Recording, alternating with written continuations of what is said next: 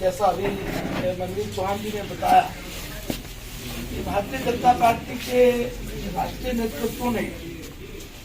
यह तय किया है कि जो राष्ट्रीय कार्य समिति की बैठक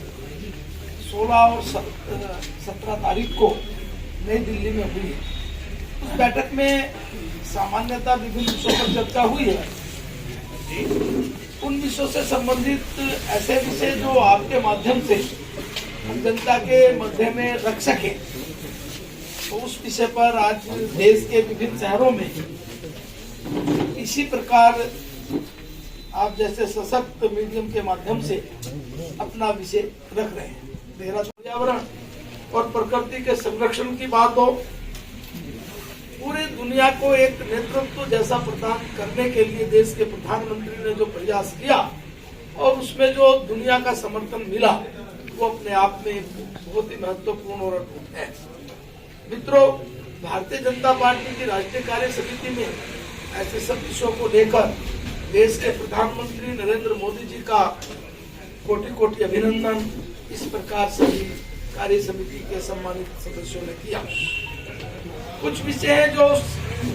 राष्ट्रीय कार्य समिति में हम लोगों ने चर्चा में लाए हैं, उनमें से मैं संक्षेप में आपके सामने उन विषयों को रखूंगा। विधानसभा चुनाव और उपचुनाव में जिस प्रकार से नरेंद्र मोदी सरकार की गरीब कल्याण नीति और इनोवेटिव विजन से जिस प्रकार गहराइयों के साथ लोगों ने जुड़कर और एक सफलता दी है, कार्य समिति में इस पर हमने विस्तार से चर्चा की। खासतौर पर गुजरात की वो विजय, जिस विजय पर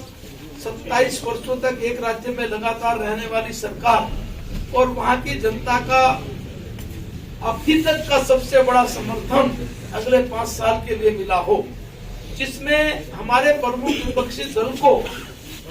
और जो विरोधी दल के लिए एक निश्चित सीटें मिलनी चाहिए थी वो भी नहीं मिली, ये एक बहुत बड़ी सफलता है। इसके लिए नरेंद्र मोदी जी को हम लोगों ने जहां धन्यवाद दिया, वह इस पर हमने विशेष चर्चा की कि जो गुजरात मॉडल है वो मॉडल क्या है, उस पर विस्तार चर्चा भी की गई, प्रेजेंटेशन भी हुआ और किस प्रकार से विजय श्री प्राप्ति उस पर भी हम लोगों ने वहां चर्चा की। केवल यही नहीं, 27 वर्षों के चुनाव के बाद अभी तक की, यानी 27 वर्षों को तो छोड़ दिए, गुजरात में सबसे बड़ी विजय प्राप्त होना और 2017 में जो वोट हमें मिले थे उससे भी 4% ज्यादा वोट का प्राप्त होना, ये वास्तव में अपने आप में बहुत ही एक नेतृत्व के प्रति जो जनता का नरेंद्र मोदी जी के प्रति जो एक प्यार है वो भी इस चीज को दर्शाता है। मित्रों,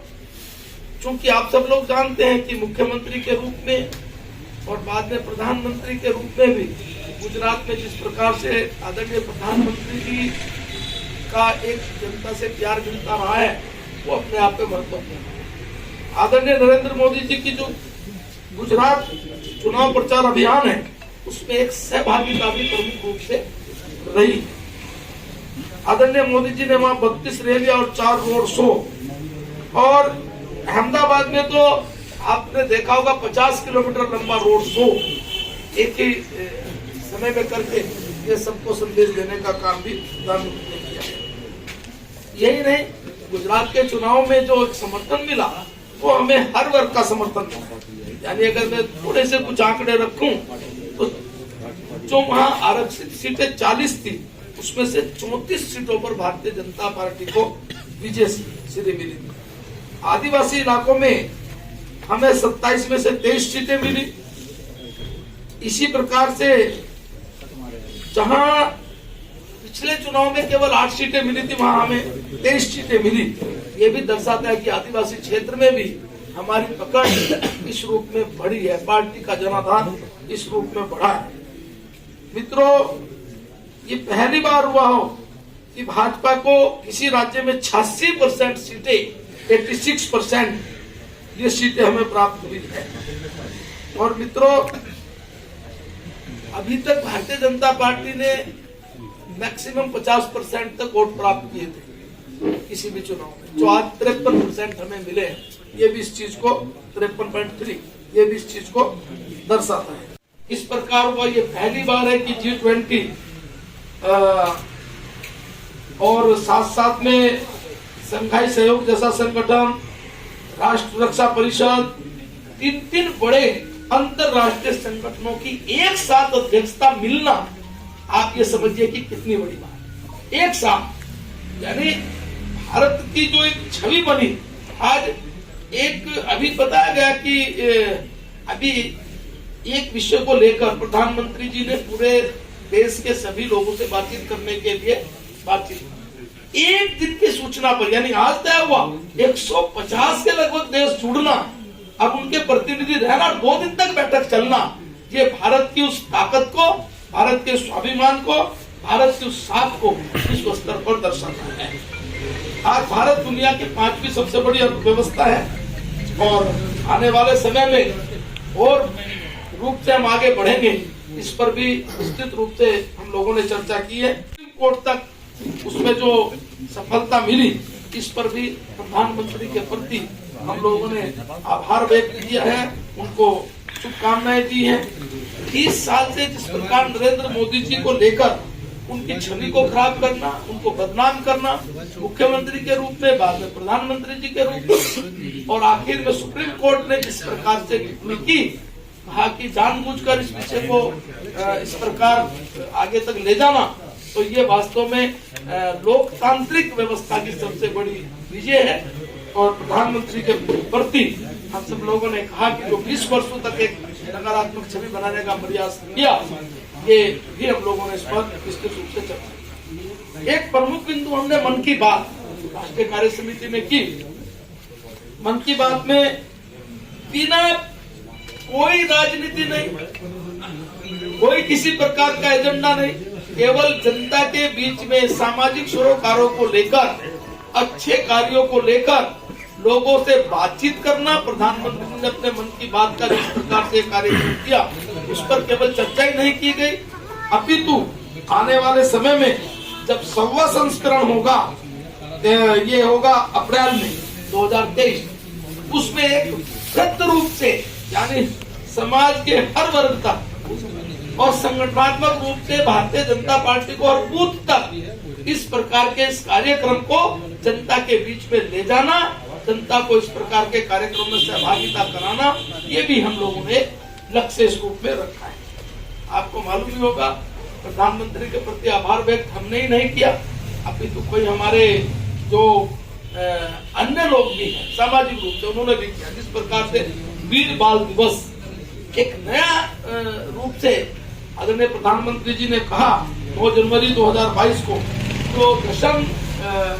गुरु गोविंद सिंह जी के प्रकाश पर्व के अवसर पर 26 दिसंबर को जो उनके महान बलिदानी पुत्र थे साहिबजादे बाबा वीर जोरावर सिंह और बाबा वीर फतेह सिंह, उनकी शहीद स्मृति में वीर बाल दिवस के रूप में मनाने की जो घोषणा की थी,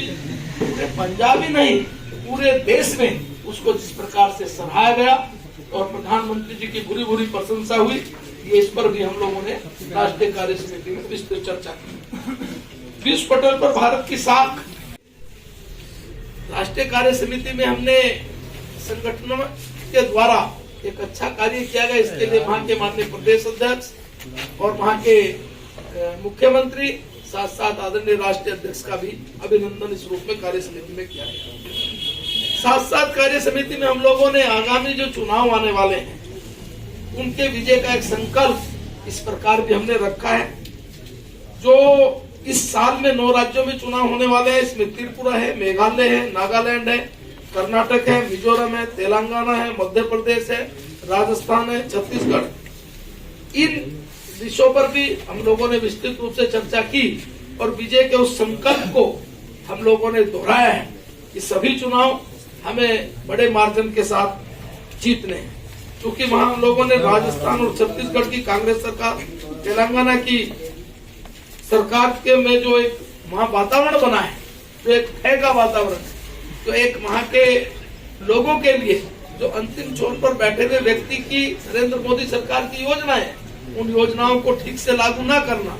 उन योजनाओं को अपना समर्थन ना देना, इस पर भी हम लोगों ने विस्तृत चर्चा की। मित्रों, भारत सांस्कृतिक रूप से एक राष्ट्र है, इस विषय को लेकर विस्तृत रूप से हमने जो चर्चा की, काशी तमिल संगमम, ये कोई भारतीय जनता पार्टी का कार्यक्रम नहीं था, क्योंकि सरकार और सरकारों के बीच का कार्यक्रम नहीं था। तमिलनाडु से वहां के लोगों को लेकर काशी में आना, काशी, प्रयागराज, अयोध्या, यहाँ इन सब लोगों को यहाँ घुमाकर दर्शन कराना और वहां और यहाँ की संस्कृति इस रूप में रहे, एक बहुत बड़ा कार्यक्रम हम लोगों ने वहां जो किया था, इस पर हमने चर्चा की। साथ ही प्रधानमंत्री जी का मार्गदर्शन भी लिया। प्रधानमंत्री जी ने कहा कि देश के अंदर जहां जहां भारतीय जनता पार्टी की सरकार है, अन्य सरकारें भी करें तो अच्छा रहेगा, लेकिन जहां जहां भारतीय जनता पार्टी की सरकारें हैं, वो सरकारें एक राज्य से दूसरे राज्य में पार्टी बेसिस पे नहीं, केवल सामाजिक रूप से वहां के कुछ लोगों को अपने राज्य में लेकर आए, अपने राज्य में उस राज्य से संबंधित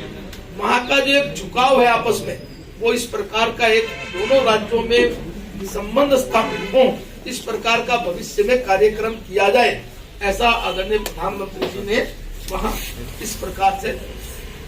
सबका मार्गदर्शन किया। यानी जो गरीब सशक्तिकरण के बढ़ते कदम है, उस पर भी हमने विस्तृत रूप से चर्चा की है। ये उसका सामाजिक और आर्थिक इस प्रकार का एक संकल्प हम लोग लेकर आए थे। उसमें कोविड-19 की प्रभावी प्रबंधन, यानी 220 करोड़ के लगभग जो हम लोगों ने अभी तक टीके लगाए और फिर लगाए, जनता से उसका पैसा इस रूप में नहीं लिया गया, और 101 देशों को लगभग 24 करोड़ खुराकों का निर्यात भी किया गया। ऐसी परिस्थिति में जब सब देश कोरोना को लेकर केवल अपने बारे में विचार कर रहे थे, अपने बारे में सोच रहे थे, वहां भारत विपक्ष के नकारात्मक रवैये के बावजूद भी जहां 101 देशों को इस दुख की घड़ी में उनके साथ खड़े होकर उनको कोविड के लिए जो टीके थे उनको सप्लाई करने का काम किया, और देश के अंदर भी 220 करोड़ लगभग टीके लगाने का काम किया। इसी प्रकार आर्थिक मोर्चे पर जहां पूरी दुनिया अभी तक आर्थिक मोर्चे पर एक आगे बढ़ने के लिए प्रयास कर रही है, अपने आप को उस दिशा में लाने की कोशिश कर रही है, वहां भारत ने आर्थिक मोर्चे पर एक शानदार वापसी करके और ये भी दुनिया को बताया कि जो भारत है वो भारत आज बढ़ती हुई ऐसी ताकत है कि शायद आने वाले समय में और दृढ़ता के साथ दुनिया के बीच में खड़ा होकर काम करें। इसी प्रकार आज डबल इंजन की जो सरकार है वो क्यों जरूरी है, हम लोगों ने विस्तृत रूप से चर्चा की है कि जहां जहां भारतीय जनता पार्टी की सरकार है और जहां जहां भारतीय जनता पार्टी की सरकारें नहीं है, उन राज्यों में और केंद्र सरकार से तालमेल करके जो योजनाएं हैं, उन योजनाओं पर हमने राज्य के हिसाब से कि अरुणाचल प्रदेश में क्या है, हिमाचल प्रदेश में क्या है, असम में क्या है, गोवा में क्या है, गुजरात में क्या है, हरियाणा में क्या है, यानी जहां जहां बीजेपी की सरकार है वहां किस प्रकार से हम लोगों ने केंद्र के साथ मिलकर डबल इंजन का फायदा वहां की जनता को दिया, और किस प्रकार से अन्य सरकारों ने जो योजनाओं को लागू करने में ढिलाहवाली की, लागू करने में उन्होंने सही प्रकार से योजनाओं को जो केंद्र को सहयोग था वो नहीं किया, इस पर हमने विस्तृत रूप से बताया और देश की जनता को अवगत कराने के लिए कि डबल इंजन की सरकार इसलिए आवश्यक है क्योंकि केंद्र सरकार के साथ मिलकर जो प्रमुख योजनाएं हैं उन योजनाओं को आम लोगों तक पहुंचाना, जनता तक पहुंचाना, जनता को उनका लाभ मिलना, ये बहुत ही जरूरी है। देश हित में सही समय पर सही निर्णय लेना, ये एक अच्छी विदेश नीति बनाकर दुनिया में अपने देश की साख को बढ़ाना, ये प्रधानमंत्री नरेंद्र मोदी जी ने वसुधैव कुटुंबकम की अवधारणा को चरितार्थ किया है। अंतर्राष्ट्रीय मोटा अनाज वर्ष उन्हीं की पहल पर मनाया जा रहा है, और यही नहीं मित्रों, अभी आने वाले समय में जब G20 की बैठकें होंगी, उन बैठकों को देश के हर राज्य में, चाहे वो सरकारें भारतीय जनता पार्टी की या किसी अन्य की, उनको कार्यक्रम देना। सामान्यतः इस प्रकार का कार्यक्रम अभी तक ज्यादा से ज्यादा किसी देश ने 20 जगहों पर किया है अपने देश में, यानी सामान्यतः राजधानी और या 2 बड़े शहरों में करते हैं, लेकिन पहली बार ये पूरे देश के हर राज्य और हर राज्य के भी 2-3 स्थानों पर इस कार्यक्रम का आयोजन होगा।